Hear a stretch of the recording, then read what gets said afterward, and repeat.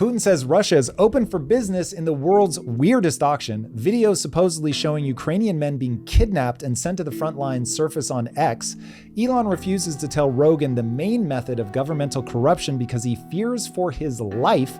Trump teases a crypto strategic reserve. AOC says illegal immigrants are her constituents, sort of, while helping people dodge ICE. SpaceX has another incredible launch. Hassan Abi gets a temp ban on Twitch for a red hot take. Kai Cenat goes viral for trash talking PewDiePie. And the Oscars, well, they happened. Drew, we've got some really fun stuff to talk about today in the show, but we do have to start with the really consequential stuff. I'm sensitive to being a negative machine factory. Like I do worry about that. But the reality is we're living in a super weird moment where my weekend was spent with, those X videos of people getting snatched off the street. Now, I want to be very clear. I cannot confirm that that's what's going on, but we can confirm the Putin stuff. And I want to talk about both. So take us there. Let's go with it. So pulling up a video right now. Allegedly, this is their recruitment tactic for Ukraine because they are so down soldiers that any young man of drafting age is getting grabbed up off the street. So as you can see from the video, he was walking his dog. 2 soldiers jumped out and pretty much chased him. And again, like, guys, please, somebody in the comments, if this is like a 4-year-old video or something, but I saw a bunch of these going around on X this weekend. I could not verify by reading the comments that they're fake. So yeah. But if anybody, and I mean, they're getting views, and I saw several of them. But do you honestly want that person fighting for your country? Because I feel like that they become more of a liability than like an asset. You would think, but there is a long history of forced conscription. So this is one of those, you put people in a situation where it's fight or die, and they will fight. Sun Tzu doesn't use these words, but he's got a concept that has been articulated as death ground, that you don't want to put people on death ground where their only option is to fight, because they will fight. And so if you put somebody in a situation where if you try to desert, will kill you, and if you face the enemy, you better win or they'll kill you. Now all of a sudden your only real option is to fight and to win. This is the whole idea of like burning the ships at the shore. But even in like the Revolutionary War, man, they would kill people for deserting the army. So you don't want to play around. Like this is where I would love to have a show where these kind of things weren't happening, and I don't feel compelled in my soul to discuss this stuff. But the reality is this is happening right now. And the reason that this really matters to me is that I keep running the thought experiment of what if it were China invading California, and they show up and they're in Los Angeles, and now I've really got to deal with it. Because this is easy when it's, a really long way away to be like, oh, it doesn't really matter. Politics doesn't affect my day-to-day life, which I think for the first time in a long time, people have got to feel like that just isn't true. Like the rate of change that the Trump administration is bringing in, the only time it's ever been even remotely paralleled was FDR. And so the rate of change right now is extremely rapid. It's extremely consequential what's happening, good, bad, or indifferent. Like change is upon us. And because the world order is changing, and I think it's going to have extremely consequential impact over the next, this all gets complicated by AI and robotics, but in a normal timeline over the next, call it 30 years, this would be a moment of dramatic upheaval. Now, we don't have anything specific to show people right now, but I've been hearing whispers about China is doing like really provocative testing. They didn't notify anybody. Guys, as more information comes out, we'll cover this in depth, but they're like cutting fiber cables that lead to Taiwan. They're doing supposedly training exercises to be provocative. So it's like we're living in this really precarious moment right now where you had this utter breakdown of negotiations between Trump and Zelensky on Friday. That was fireworks and a half. And now you're getting Putin calling out to people saying, hey, we're open for business on minerals. We have way more minerals than the Ukraine. Oh, and I call them like new territories. Like there's a ton in our new territories that we are, we have the clip. We should probably just play that clip of Putin talking about this. But you put that together with seeing these men being forcibly conscripted, which is a euphemism for kidnapped, and drugged to the front lines. And this moment is just weird. All right, this is Putin in his own words here. We would be open to cooperation with our American partners. And when I say partners, I mean not only administrative and governmental agencies, but also private companies. If they show interest in working together, Russia possesses significantly, I want to stress this, significantly larger resources of this kind than Ukraine. Russia is one of the uncontested leaders when it comes to rare and rare earth metal reserves. We have deposits in the north, he's going to list a bunch of places in Russia that I won't butcher, as well as the Far East in another place, region, more regions. Developing these resources requires substantial capital investment. We would be happy to cooperate with any foreign partners, including American companies. Yes, by the way, same is true for the new territories. We are open to foreign partnerships, so-called new, our historical territories that have become part of the Russian Federation again, also hold certain reserves. We are ready to work with our partners, including Americans. Wow, man, that one was chilling. And shout out to Chat who brought that up to us today in the live. I am really unnerved by that. So, okay, we are living in a time of velocity and volume of information where with Trump, this is even escalating more, but with social media, you're just able to see this stuff all over the place. But Trump has answered something like 4 times more questions in the first 4 weeks of his presidency than Biden answered in the entirety of his presidency. Jeez. Just to give you an idea of the level of access that we're getting. I thought it was atrocious to see Trump, Vance, and Zelensky go at each other in full view of the public. But also part of me is so intrigued because we're actually able to see how all of this stuff works. Now, I think the cameras are influencing in a way that makes me uncomfortable, but I'm going to set that aside for a second. Putin obviously is seeing all of this. And when you take that as a response to him going, oh, like you're trying to get the mineral rights, bro, we've got a lot more. So whether we take Ukraine in or the Donbass or whatever region, we bring those in. Hey, we're open for business. Now, this is something that you saw in the Middle East. As we were going from World War I to World War II, I can't remember if it's right before World War I. Anyway, right around that time period where we realized, oh, oil is going to be everything. And I don't think people realize that we just made that switch like 100 years ago. I mean, this is not like super old. Mm-hmm. And you're now seeing that with rare earth minerals becoming so important for technology. Russia has some of the deepest deposits of that. Ukraine, obviously similar. And Putin saying, don't worry. If you can't do a deal with Zelensky, no sweat. Come on over here. Yeah. And so I was like, hold on. For a while on the surface, not saying that this is ever what it was below the surface, but on the surface, the world was asked to join in a moral debate.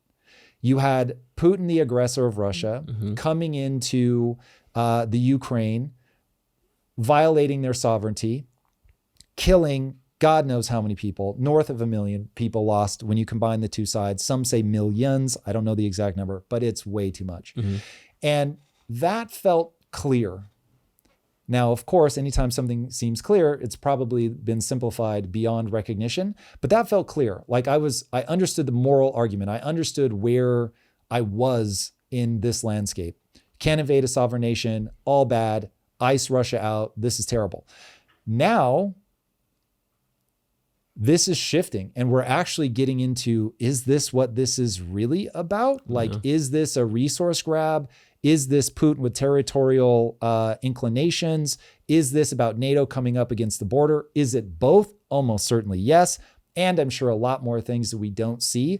And so the messiness, the morally grotesque reality of war, of realpolitik, of the strong will do as they will and the weak will suffer as they must is playing out before our eyes. And this is, I think, the messy reality of a declining superpower with a rising power in China, who's far more aligned with Russia than we are. Mm-hmm. And this kind of loop plays out a lot, especially as the US becomes more desperate to get out from under their debt, to project strength at a moment where their strength is declining. Neil Ferguson, the historian, has a really interesting take on this. I know the internet feels some kind of way about Sam Harris. I would not rule him out.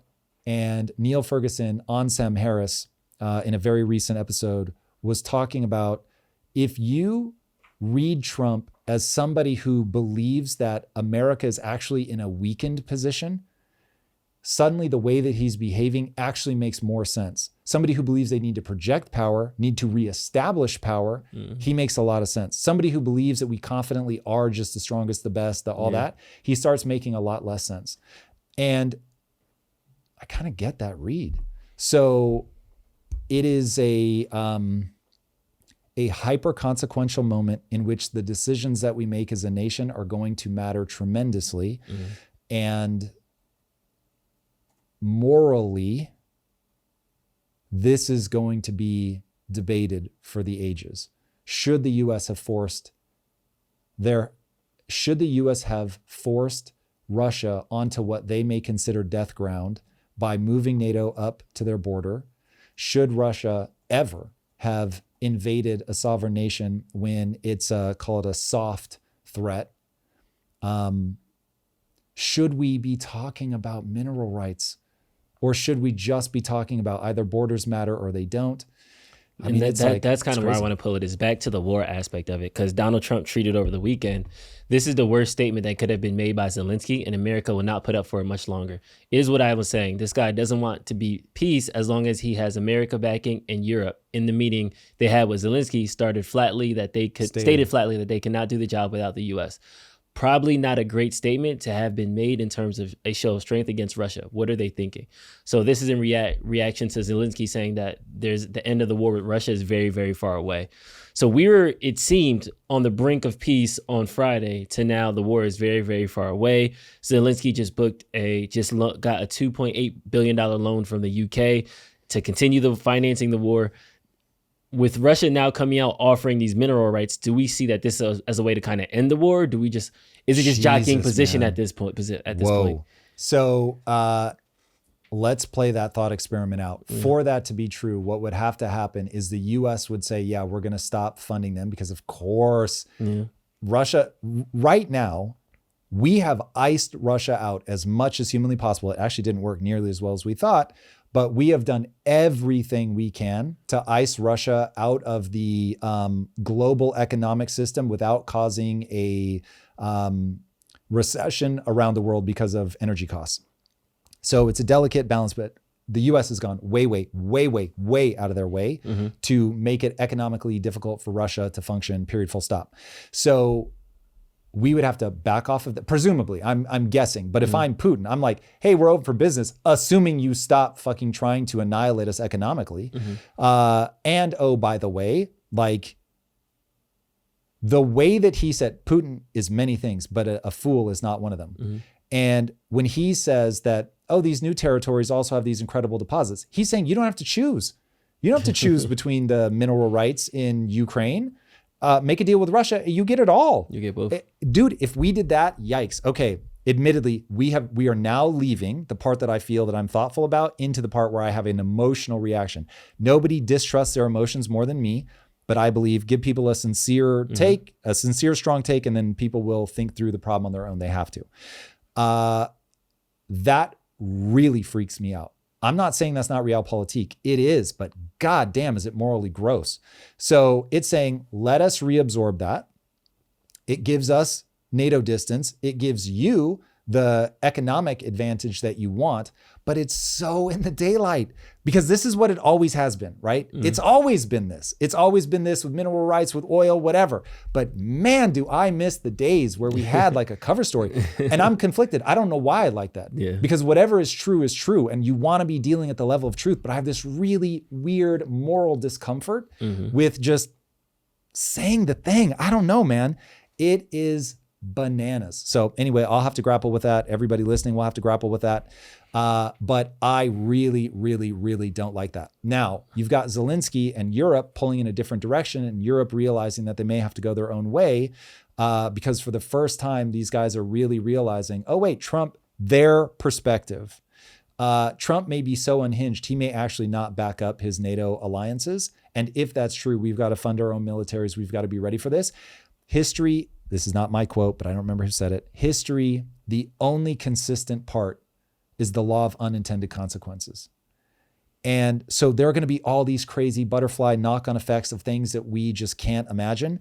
But if we as the US fracture from Europe because we don't like the way that they're handling the negotiations with Zelensky because we want the mineral rights, and we've got a president now that will feel some kind of way about Zelensky, starts icing him out and acting like Zelensky's a dictator, but Putin's not, like, yo. So you start asking yourself, okay, how do I make Trump make sense? In this moment, Trump makes sense to me, at least, when you go, oh, when people don't show him the deference that he believes that he deserves, he's going to turn on them. If he sees an economic opportunity to make America stronger, he's at least going to give it a look. Because I don't know how Trump's going to respond to this. He may be like, get the fuck out of here. Like, Putin, that's crazy. I'm not interested in that. But I am going to get what I need out of Zelensky, or I'm going to back off and let you guys fight it out. So we'll see. I do not think I have a crystal ball into which I can see the future. But if you play out the thought experiment of, oh, this leads us to peace, that's how it leads you to peace. You back Putin's bid to take over Ukraine, you do mineral rights, and you make it an economic win for the US, and you just say, it is what it is. We'll see. In other government news, the U.S. has announced a U.S. crypto reserve. Donald Trump tweeted over the weekend as well, a U.S. crypto reserve will elevate this critical industry after years of corrupt attacks by the Biden administration, which is why my executive order on digital assets directed the presidential working group to move forward on a crypto strategic reserve that includes XRP, Solana, and Cardano ADA. I actually thought I was being trolled. Hold on, I know there's more. But when I read XRP, Sol, and ADA, I was like, hold on a sec. Is this real? It really seems to be real. I will make sure the U.S. is a crypto capital world. We are making America great again. Bitcoin loved the news because the markets were up before they were down, because crypto was trending to being down 20% over the weekend at 79. They bounced up after the news to a new high of 93, or a new regional high, like locally in the last 2 weeks. Right. But now there's been a sell off for that. So now it's like falling off a cliff again. It's a volatile asset, boys and girls. But brass tacks, net positive. What do you think about the U.S. having a crypto reserve and not a Bitcoin strategic reserve? Because I think that's what we need to drill in on. So I think the person that has a really good take on this is Joe Lonsdale, and I found myself nodding in agreement with his texts or his X post tweets. There we go. Hi. And that is basically that. Now I'm going to use my own words. So all of the stock market, and doubly so for crypto, it's gambling. Mm-hmm. Everybody knows my thoughts on forcing Americans or anybody else to gamble because they can't save their money because you're inflating the money supply is morally bankrupt.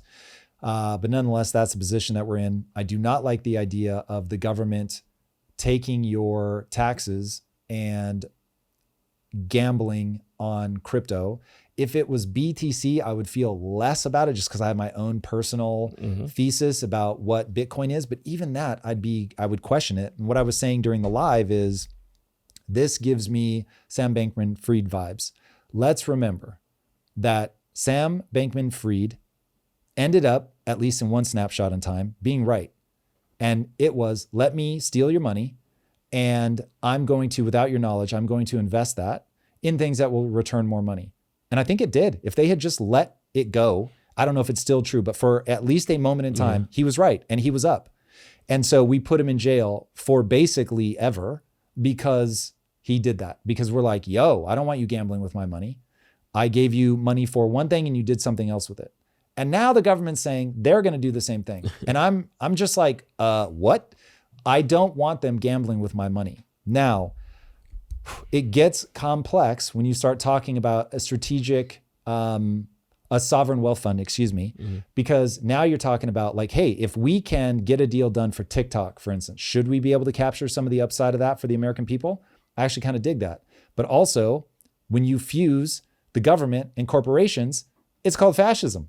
So it's like this all starts getting excruciatingly complex. So in my nice and simple way of viewing the world, I would rather they did a balanced budget, stop deficit spending, let people save their money, let the stock market, let people gamble if they want, but make it optional. Make it optional. Let the crypto market be the crypto market. Now, I'm very happy to be wrong about this and to see that this returns just gangbuster results for the American people. And you get our greatest minds like Howard Lutnick, I think that's his name, who you've got in the government right now. Like he's done a bang up job. There's a reason that people get Ray Dalio to come to their country, whether China, the US, Abu Dhabi, wherever. They'll bring him in and be like, help us. So there's a reason that you get these tremendous minds doing this, and then you're able to make incredible investments into your country. So it's like, it's one of those where, what do you do when you like the outcome and you hate the method? That's where I'm at. Ooh, that's interesting. I like that we're at least trying new things, but to your point, we don't have it. Like, well, also if XRP, Sol, Bitcoin, any of them tank, and the American people are like, I can't make good on my, in fact, it won't be that. I was going to say, I can't make good on my entitlements because you like bet this stuff on something that's international and it goes down at the whims of human sentiment. But they won't, they would just print money. But now you're back into the position of you just stealing from everybody. Yeah. And so it's like, oh man, these games are so complicated, and I think it's better that the government stay out of the vast majority of these games. We'll get back to the show in a sec, but first, I want to talk about something that's deeply personal to me. For nearly a decade, my wife Lisa has been battling debilitating gut issues. At one point, I was actually afraid she was going to die. When Lisa's having a rough day with her gut, kettle and fire bone broth is one of the few things that not only agrees with her stomach, but actually helps her feel better again. It is incredibly nutrient dense, packed with 19 grams of protein per serving, and slow simmered for 14 hours to extract maximum benefits. Kettle and Fire is committed to creating products that heal. Their bone broth is made with grass-fed beef bones, organic free-range chicken bones, and only organic herbs and spices. Plus, it's certified glyphosate residue-free. And if you want to add an incredibly nutritious food to your diet, give Kettle and Fire Bone Broth a try. Get 20% off your first order at kettleandfire.com/impact and use code IMPACT. Again, that's kettleandfire.com/impact and use code IMPACT for 20% off your order. And now back to the show. In Future Tech news, Elon talked about infinite products and if money would even be worth it. Let's jump to the clip. If money would have any value. It's crazy. But humanoid robots and deep intelligence, you basically have quasi-infinite products and services available. So with Tesla building the most advanced humanoid robot, then those humanoid robots can be directed by deep intelligence at the data center level. You can say you can produce any product, provide any service. There's really no limit to the economy at that point. You can make anything. I'm not sure at that point will money even be meaningful. I don't know. It might not be. Economic output is productivity per capita times how many people do you have. If in the form of humanoid robots you have no meaningful limit on the number of robots, and the robots can basically do anything, then you'll have a sort of a universal high income situation. Anyone will be able to have as many products and services as they want, with the exception of things that say have artificial scarcity, like a particular piece of art or something like that. But notice that he doesn't sound excited. And I mean, he's racing to build the world. So he's obviously not thinking, oh, this is a negative thing. But I think the lack of enthusiasm it is so unknown. Meaning and purpose. What do you do? Like, how do you make that work? What does that even look like? And I agree that we should be racing towards this as rapidly as we can with thoughts on safety. But I very much agree with, I think it was JD Vance that said, you're not going to nanny state your way to success in AI, and AI is a race. It is an arms race. That is a right way to think about it. And at the same time, when I look into the future and ask my brain, what does that world look like? It hands me back a null void. And it's just like, it's so different There's no way to accurately predict what the world is actually going to look like. So much of human motivation has to do with, I have a goal that really matters to me and I'm going to pursue that goal. When you take away the "it really matters to me" part, which most people are not good at inserting something to say, oh, I'm going to make this the thing that I pursue. This is why I think the default answer in life is become the kind of person worthy of getting married, have children, raise them well. Not because I think it's the only path. Obviously it's not. It's not the path that I walked. But when I think about the amount of effort I've had to put into making sure that the things I do in life matter, it's a lot, man. And so you want to align yourself with the evolutionarily planted algorithms that exist in your brain whenever humanly possible. And capitalism is the result of an evolutionarily placed algorithm that runs in people's minds. It is I want to do this thing and I want to win. I want to win more than the people around me. And people can hate that if they want, but all of innovation is effectively, let's see how fast I can get canceled. All of innovation is effectively men going, I want to get laid. And so I want to be better than the next person. Now, of course, when you're making something, that's not actually at the forefront of your mind, but that's the machinery that's implanted in your mind that gets you to go do that really hard thing to make things better because you want to contribute to the tribe in a way that makes you somebody of high standing in the tribe. And one of the ways to do that is to make the future better than the present. And so if you can make the future better than the present, you become high status. Being high status gets you access to high status females. And that drives so much of this. And that's why so much innovation is male led. People can hate that if they want, but it's just a reality. And so given that, it's like, I don't know how much of the machinery of the human mind breaks when you have infinite resources, because we just didn't come up in that period. And so now it's going to be like, it's much like I would never have predicted that eternally present abundance of delicious calories would be a bad thing. Like if you had asked me back in like 1500, I wouldn't be like, oh no, I see how this goes wrong. I'd be like, oh my God, that's amazing. Race to that as fast as you can. Only to find that people are morbidly obese and still like sicker than ever. And so it's like, oh, whoa, I didn't see that coming. That, oh yeah, I guess we are driven to eat like things with a ton of fat and sugar and like just mash it all together. Fat is not bad, but when you combine it ultra high calorie in something with a ton of sugar, it just, you overconsume and you pack on the fat and it just becomes a total shit show.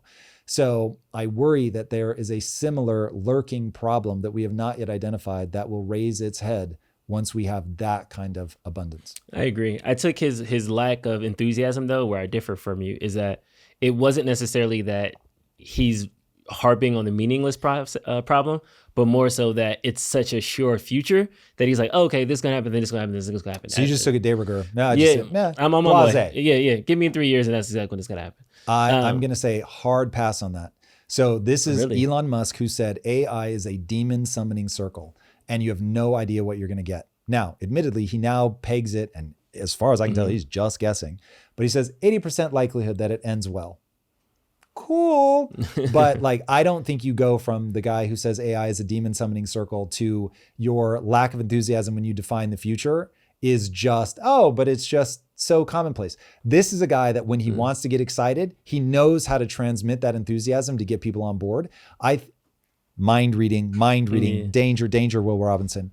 But my instinct is there's just enough in that where he knows there are looming cliffs that we could try. And I've heard him talk about the meaning crisis where he's like, oh, I don't know what happens when. So anyway, that's my mind read. Okay, so let's do projection. The sci-fi writing experiment for a second, because on the same, over the weekend, we had SpaceX launch another rocket that went to Florida. It didn't re-enter as well as they wanted it to. So I think they're doing another launch today as well. At the same time, Palmer Luckey is now working on Halo, Master Chief style exoskeletons. So to your point of it used to be we were tribes, we used to build something in order to bring value to the society to get us laid. Now I feel like we're starting to solve problems that are so novel that it's kind of outside of our day-to-day occurrence. We were talking about this in the live, like going to Mars is a feat, but it doesn't impact a vast majority of Americans. It would just be like, oh yeah, that's cool, we went to Mars, as opposed to be something that's getting there. So I square this circle by saying, like, do you think that the fact that we keep pushing technological advances to the limits is now disconnecting from the fundamental origin of technology when it used to be a tool to help us live better? I don't think it's disconnecting. I think we will be richly rewarded psychologically for continuing to make the future a better and more exciting place, which is why I'm always surprised. So today during the live, you and Eunice were both like super blasé about going to Mars, something that I think is like unbelievably cool. So I think back to the space race to get us to the moon and how that really ignited an entire generation of scientists and engineers and dreamers, people that were just like, literally anything is possible. My hope is that that's exactly what Mars is for this generation. And because for so long, the idea that Peter Thiel put forward of we were promised flying cars and all we got was 140 characters. And it's like, but you're now getting the flying cars, like legitimately getting the flying cars.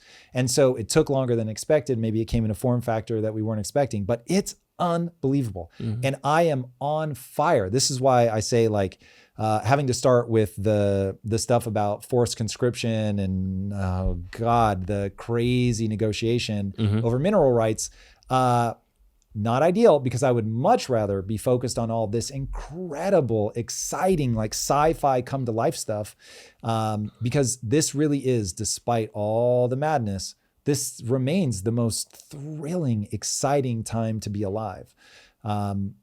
So yeah, I mean, I look at this stuff and am over the moon about where we're headed. It doesn't feel disconnected at all. It doesn't mean that I don't think forest bathing is real. And of course, there is that element of humanity as well. But looking at the stars and saying, I can go there, that's pretty thrilling. Even though we don't see the stars anymore in a majority of U.S. cities and populations. But yeah, let's contend with that. So you brought this up last time. And I think it's a really fascinating insight that A, there are trade-offs. B, don't accept the world as you see it as the sum total of that world. Know that not only are you blinded to things, but society has intentionally or unintentionally blinded you to it. And so seeking out awe, seeking out things that give you the chills is very wise. But do I think that it is ultimately a small price to pay?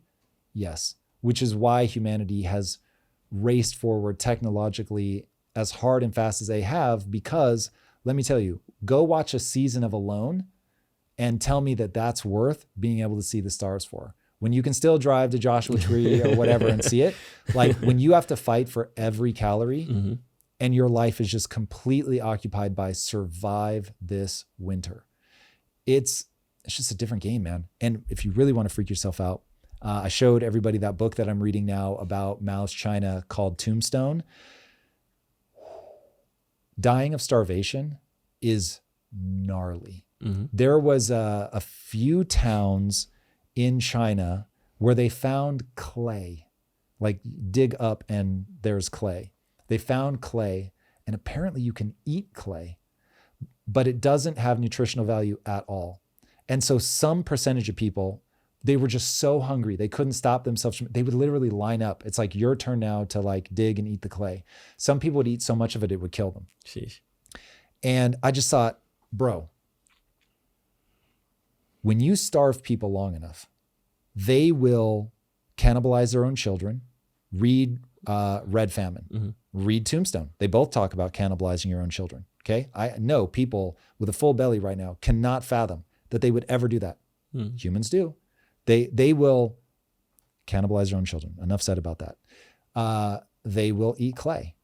And so when you think that to get out of that state, we have had to, evolution has had to plant in our brains this desire to solve these problems, to not just fish, but to build boats that allow us to take nets out into the deep sea and capture enough that populations can explode.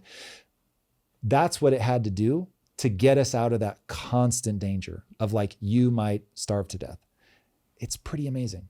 And so your point is taken about we have obscured the beauty of the Milky Way. But bro, like it is a price I'm willing to pay given what I know history looks like. I think Okay, I don't want to get pigeonholed into this, but I think that that's a good. I want to push back because I think, to your point, if we have obscured the beauty of the Milky Way with rockets that are shooting toward the stars, cool. Okay, it's for a technological advancement, but 99% of the light pollution is advertisements and streetlights.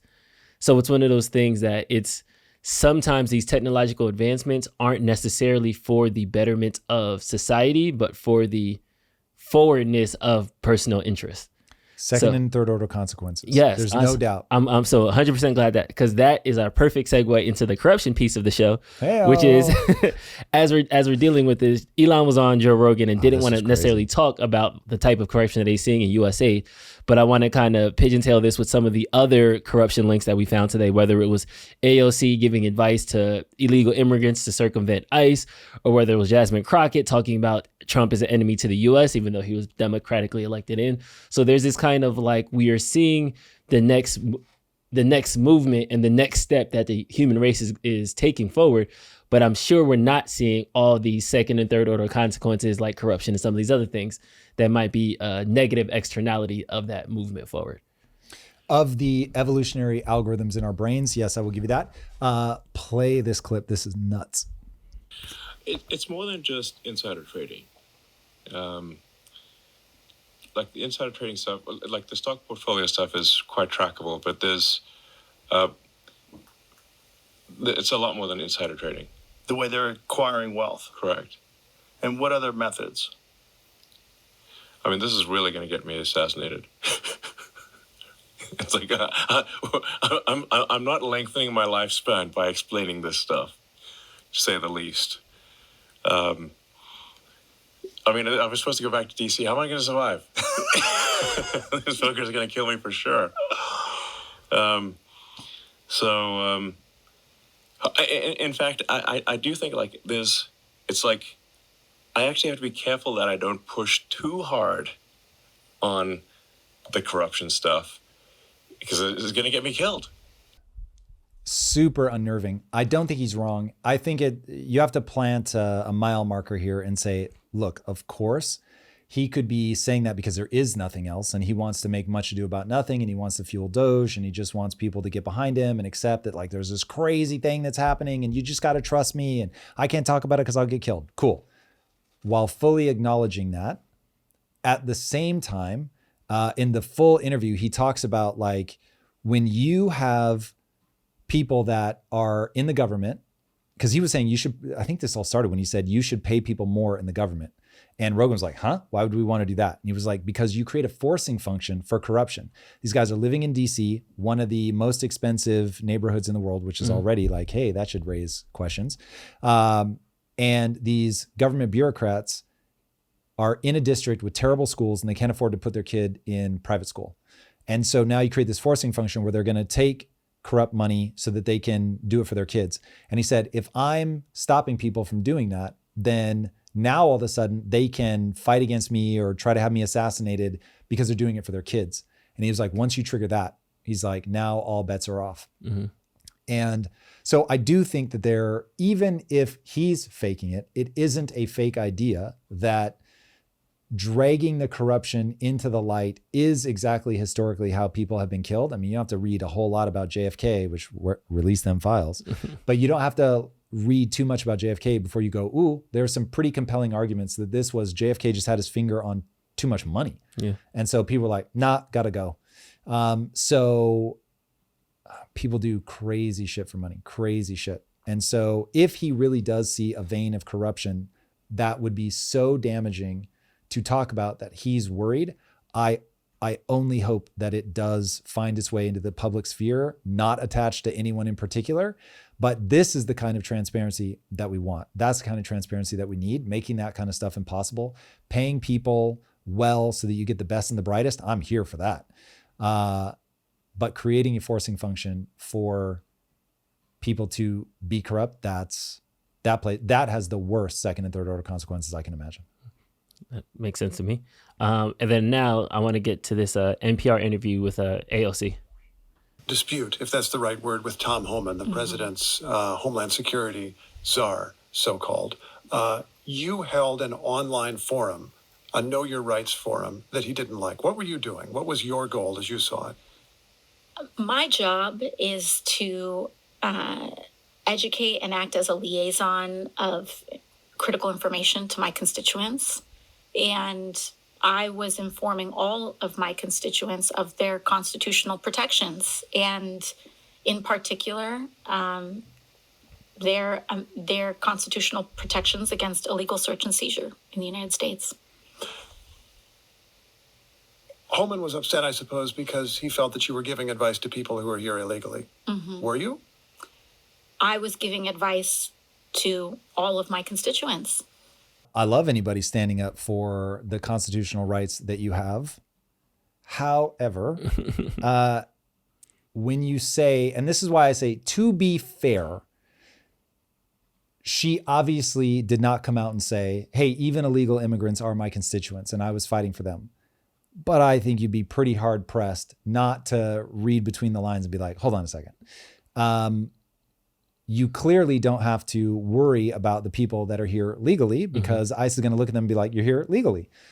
So this is aimed at, I think, being generous. This is somebody who's very compassionate, who understands people worked very hard to get here, that they probably had it very bad where they were coming from. They've come in and she wants to make sure that they're able to stay, and she knows a way to help them get around it. And as a country, we are going to have to contend with whether we think that's okay or not. So I would say this is pretty dicey, and I would expect them to keep pushing and pursuing this, because if she is helping people evade this, just like we're seeing people in ICE that are telling people this is where the next raid is going to happen, those people are getting found out and fired. This is going to create real division, that people are going to have to put some sort of guidelines in place with what we think is acceptable, what's not acceptable. Because at a minimum, I would expect her answer to be something along the lines of, hey, I'm just telling my constituents exactly what is legal and what is not legal. Anybody that has beef with that is crazy. I can't stop somebody who's illegal from hearing this. And if they're illegal, then obviously that should be processed in a sensible way. And those are not the people that I'm speaking to. And this goes back to the whole thing of like, everyone's just saying the quiet part out loud, and it's like getting real fucking creepy to me. Not because I don't want to know what's true. I do want to know what's true. It's normalizing like all of the shit that we should be striving to get away from. In fact, this is me putting together in real time what's bothering me. Instead of trying to improve ourselves, instead of trying to ask really difficult moral questions, we're all saying, I'm going to do it this way. I want everyone to just normalize that this is the thing. It's no longer about debate and people saying, I don't have all the answers. This is exactly why we have 3 branches of government that push and pull on each other. And we get to things through a democratic process. This is now everybody just like going, okay, this is my way. I'm going to do it whether everybody's watching or not. I don't give a fuck what you think. I don't have time for morals. It's realpolitik, as it should be, and it is what it is. Like, I want people to acknowledge that realpolitik is a thing so that they come to the world with their eyes wide open, but I want them to strive to be better. And the message that I always got growing up as a kid, you were always striving to be the better version. And it's interesting because I think this all filters down. Oh, this is fucking interesting. Controlled narratives, man. Controlled narratives. Bring the elites back. Start lying to us again. James Burnham. This is, I don't want people lying, but I do want an aspirational narrative. I want the full embrace of the truth. It's interesting, Drew. This is what I'm trying to do with this show. A full embrace of the truth, an acknowledgement that even when I bang on a table and say, I know this and I understand this and everybody should listen, people should merely take it as a data point that allows them to build a more cohesive worldview as they understand it. But I understand that I don't have all the right answers. I don't want anybody to treat me like I have all the right answers. Everybody needs to think for themselves. No one is coming to save us. We want to map the world as it actually is, but we should aspire. We ought to aspire. That is me expressing my beliefs about what the world should be from a moral perspective. We ought to aspire to something better. And I feel like because of the velocity and volume of information that social media has brought to bear, I don't feel people striving for that. I don't feel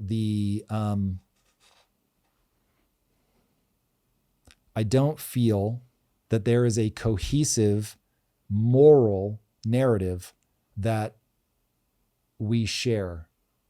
The hesitation in my voice is because this is all coming into conflict. This is all being confronted by the reality that this is really tribes that don't share a moral understanding of the world. And I am realizing in real time, my real beef may be, we just don't share morality anymore. And that sounds dangerous to me. That's how you end up in a civil war. Wow. So do you think we're closer to, was that like a civil war light switch? I mean, look, it's all coming together with things I already believe. It's just always fascinating. This is why people should journal. And thank you all for, I mean, this show has effectively become my verbal journal. When you see far-flung pieces of your belief system click into place, it's almost more unnerving than when somebody gives you a better lens, because you're like, all of these things that are happening. Because I haven't thought a lot about civil war. It used to like really was occupying my thoughts when I first started looking at it through a financial lens, and I was like, ooh. But yeah, this is two worldviews racing away from each other really, really rapidly. And because everybody believes they're right, they just flout. I don't think that's the right way to use that word, but it's so close. I'm going to stick with it. They flout their beliefs against the other side. Oh, that's not quite right. But hopefully you guys get what I mean. They don't give a shit. Yeah. They just start moving in a different direction. They don't care. We'll get back to the show in a moment, but first, I have an important message for entrepreneurs. You did not start your business to play small. You started it to build something extraordinary. But here's the truth. Big visions require big tools. That's why I recommend Shopify to every entrepreneur who's serious about building a business. It's not just a sales platform. It's a partner in your growth. Shopify powers some of the biggest brands out there like Alo, Allbirds, and Skims. It's the backbone that lets them sell seamlessly, whether it's online, in-store, or even on social media. With features like Shop Pay, they boost conversions by up to 50%, turning browsers into buyers and dreams into real hard revenue. Upgrade your business today. Sign up for a $1 per month trial period at shopify.com/impact, all lowercase. Again, go to shopify.com/impact to upgrade your selling today. That's shopify.com/impact. And now let's get back to the show. In lighter news. Yeah, take us somewhere lighter. Yeah, we're going Jesus. fun now to wrap the show up. All right, let's go. In lighter news, sure, let's have some fun. Here we go. The Oscars was this weekend. Yes, it was. Honora was the big winner, winning Best Picture, Best Actress. Adrian Brody won for Best Actor in The Brutalist. Zoe Saldana was Best Supporting Actress. Her speech went viral about being the child of an immigrant. What'd she win for? The musical? I gotta watch it. Is it worth it? No comment. I've seen too many people make that face. No comment. I love her in Lioness, though. Lioness is the GOAT. I got time on that show. You guys should check it out. It's true. But yeah, and of course, in true fashion, it was revealed that Oscar rules require diversity quotas for Best Picture nominees. This came out a few years ago. Yeah, this was after the Oscars was so white fiasco. And then Elon retweeted, "This is messed up. Should just be who is best, not best with an asterisk." I agree. So for those that don't know, I went to film school. Film is my first love. Always thought I was going to be a film director, which is why Impact Theory is so focused on making content for 11 to 15-year-olds, yada, yada. Not this show, obviously, I'm well aware of that. But I now don't really think about film much anymore. Now, I still love entertainment in a way that many people will find distressing, but filmmaking has really lost its oomph. There's been a talent drain over to series, which God bless it. Series is probably a better format. Like TV shows and stuff like that. Yeah. It's a better format, lets you go way more in depth, lets you binge watch, which is certainly a thing right now.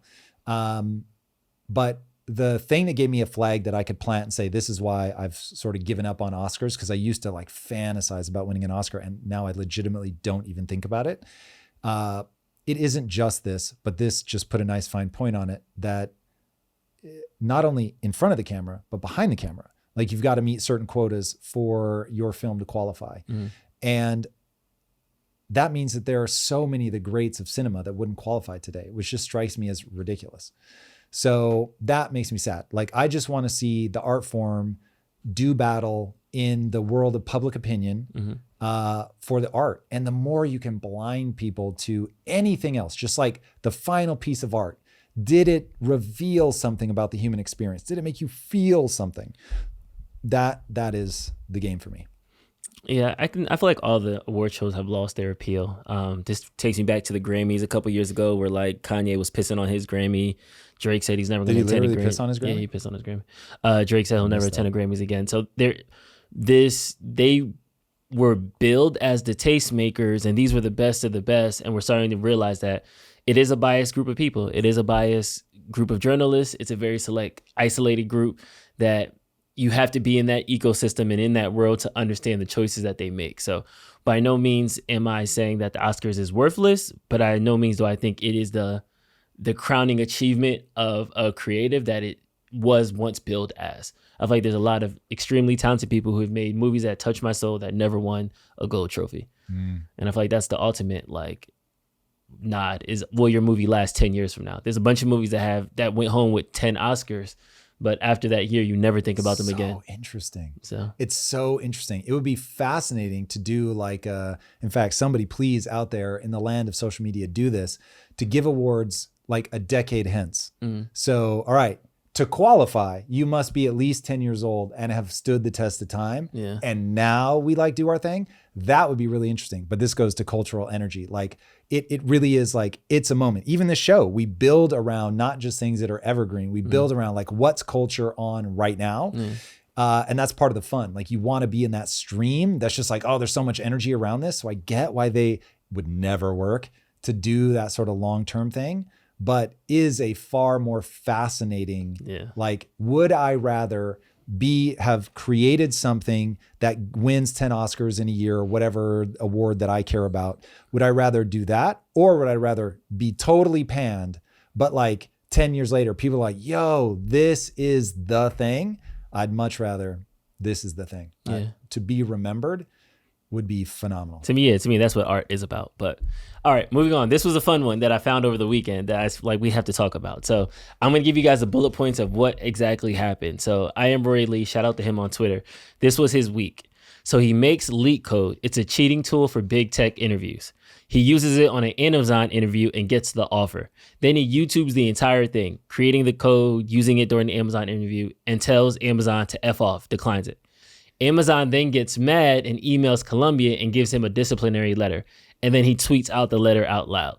Like, this is crazy. I went through his Twitter. He also had an offer letter from Meta. They pulled once they kind of found out who he was. It's interesting to me of like, this is like a coveted job. And for him to kind of give the FU to the institution, it's like, I like chaos. I like to watch it burn, but it's like, sheesh. Like, I like chaos. He stood 10 toes down on this. So I just thought that it was amazing of the intersection between like AI, but using it in almost a revolutionary like standpoint. What's your takeaway? This is fascinating to me on two levels. One, that AI is getting so good that AI is feeding him the answers. He reads them verbatim, if I remember the clip right, and gets the job offer, which says AI is able to get a coveted job at a company that a lot of people want to work at. So, hey, from a Turing test perspective, that's a pretty gangster like performance by AI. And also, listen, to all the kids out there, if you can hear my voice right now, I promise you, the grades that you get and all that stuff, none of it matters. What matters is, and what this kid is going to be remembered for, is he made something. He had the guts to do this. He had the wherewithal to like document it, put it all out there. And when I think about the iconoclast that we all love and remember, people like Steve Jobs was fired from Atari because he smelled and he was such a pain in the ass to work with because he literally wouldn't shower.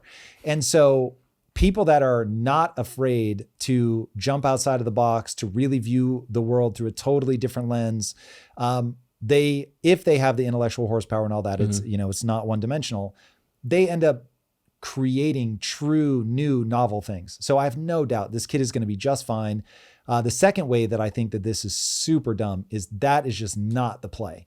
Like if you're the company, you want to be like, yo, this kid is fascinating.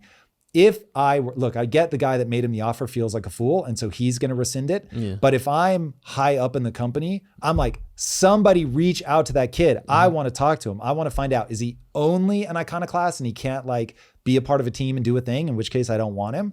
But like, he's ahead of his time. He's at the cutting edge of AI. He like had the balls to do this thing. Like I want to talk to that kid. Yeah. And you will often find when people can set their ego aside and just be like, but objectively, this is interesting, which is why it's captured the attention. To go to Colombia and be like, yo, like this kid is cheating. What? Yeah. Like this guy built something, is leveraging AI. And I don't know, I assume if they send him a disciplinary letter, it means that he's still in school. Yeah. If that kid is doing this at like 20, 21, 19, maybe, I mean, come on, that's really impressive.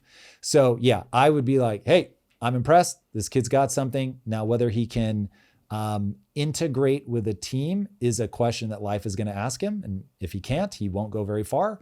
But if he can, it's impressive. Sky's the limit.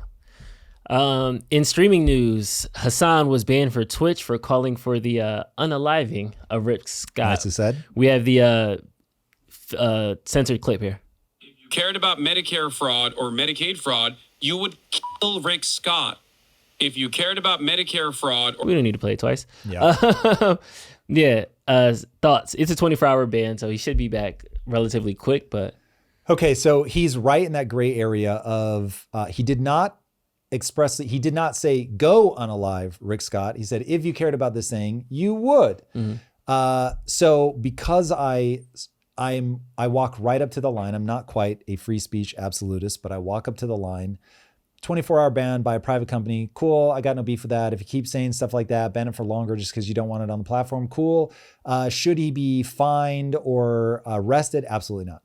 So that, when I look at the UK and I see people going crazy there and people getting harassed and arrested there and in Germany, I'm like, you guys have read the book 1984, right? Like this is not the game that you want to be playing. So yeah, look, I think it's crazy. I wouldn't say things like that. I think that's a mistake. I think he's coming in way too hot. Probably really is his worldview.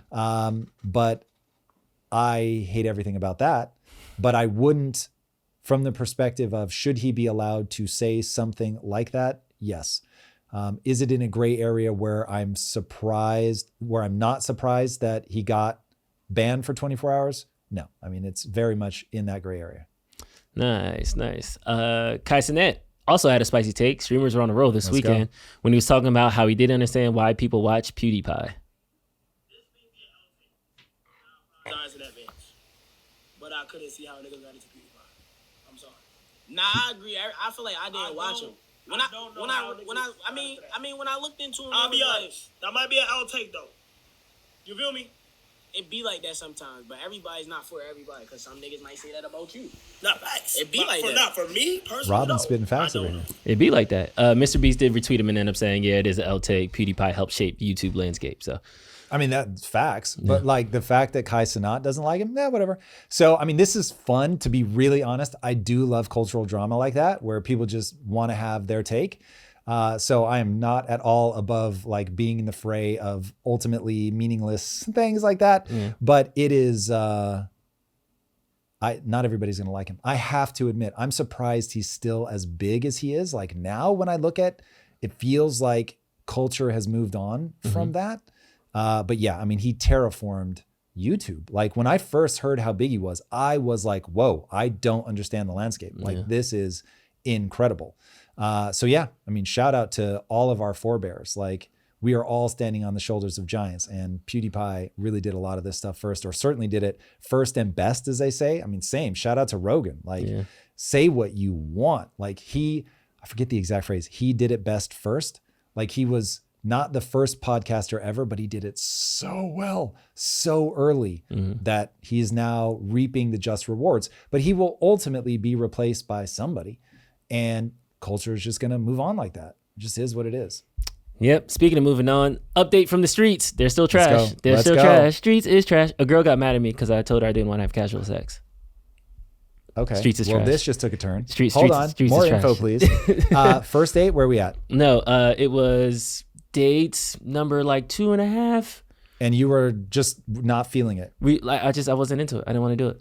And were you attracted to her? I am attracted to her, but I feel this like is current. I don't want to just have like meaningless sex anymore. Yes. And I felt like I wanted to like establish that boundary, and then it became like, yeah, but wait, and then it turned into like a text message argument, and I was like, oh wow, you're like really upset about this, and then then I was like, oh cool, so you should go your way and God bless you, and we decided to just handshake. It was a cordial agreement, but it is easier to have casual sex than to find a girlfriend in the streets of LA in 2025.